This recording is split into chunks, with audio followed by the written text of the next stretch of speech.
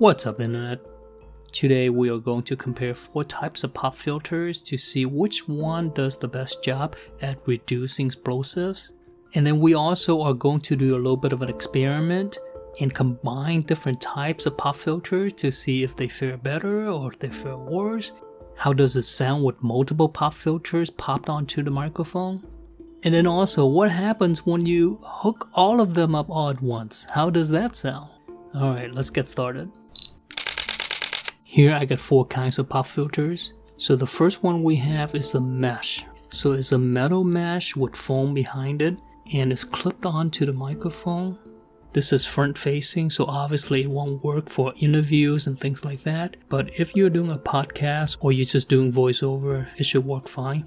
Next we've got a foam cover, and this is a very typical thing that you'll see on a lot of microphones. It's just a black foam that covers the mic. And after that we have a wind muff. I think they call this a dead cat. This is great if you're outside with a lot of wind, or if you're inside the house and there's a fan going or something like that, or something with a lot of consistent noise. And finally we have a traditional movable arm pop filters, and you'll see this a lot, right? There's a movable arm here, and then there's a big plate, and then you kind of talk through it. What do you say we test these out? The first thing we're going to need to do is test the mic without any pop filters. Peter Piper Pick a Peck of Pickled Peppers.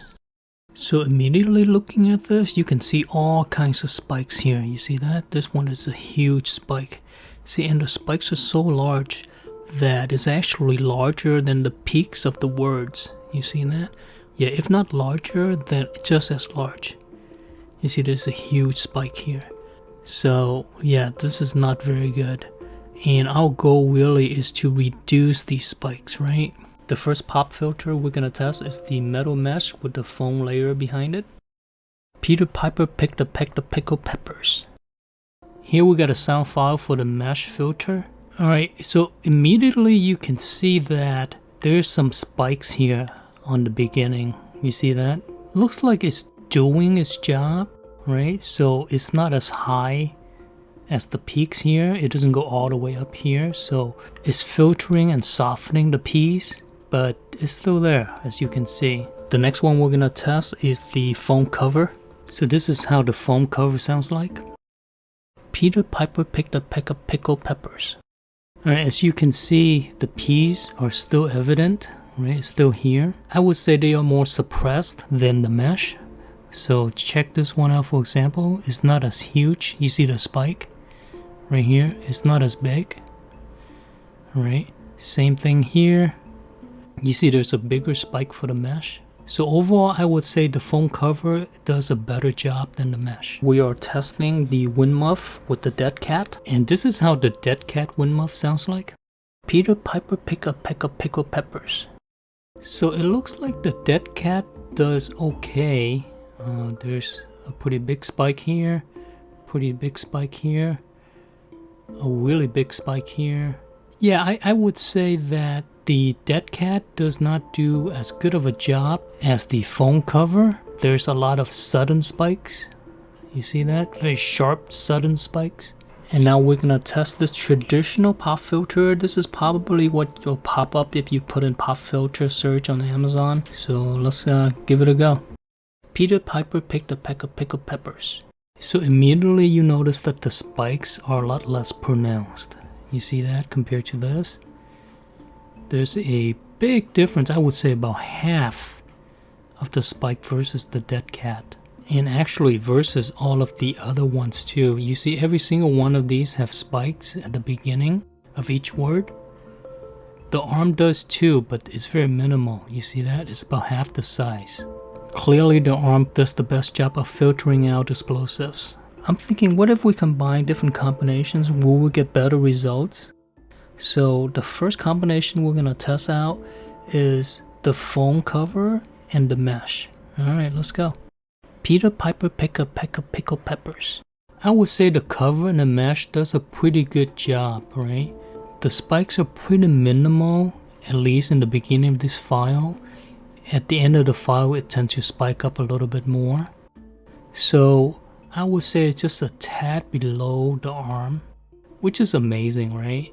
How you have a combination of both the mesh and the cover, and the arm outperforms it.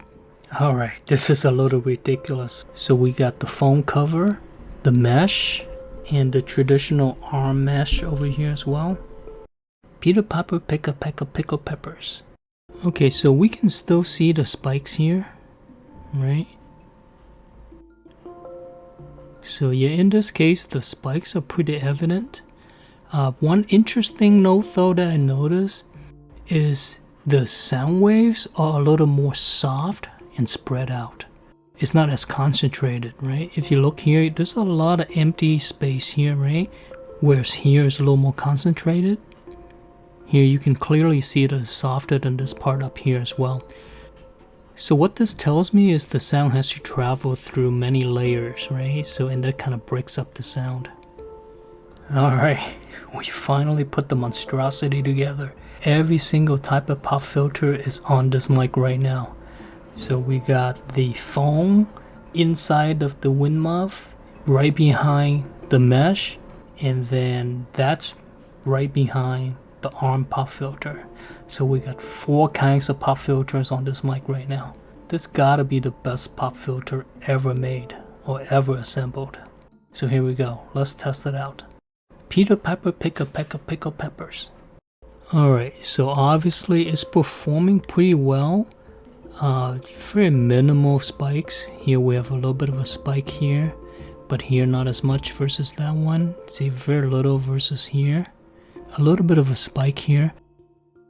And there's no spikes here at all versus this guy right here.